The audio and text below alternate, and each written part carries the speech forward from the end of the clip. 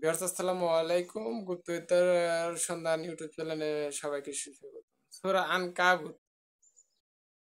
যাদের অতিরিক্ত চিন্তা ভাবনা দুশ্চিন্তা তারা এই সূরাটা ৭ বার পাঠ করবে পাক পবিত্র অবস্থায়।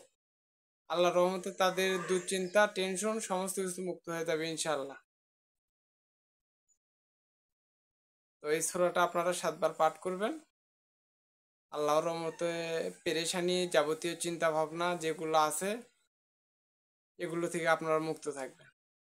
তো আপনারা একটা কথা মনে রাখবেন, আপনাদেরকে যে বিদ্যাটা দিব ওটা অরিজিনাল দিব এবং যাতে গ্যারান্টি সহকারে কাজ করে এরকম বিদ্যা দিব।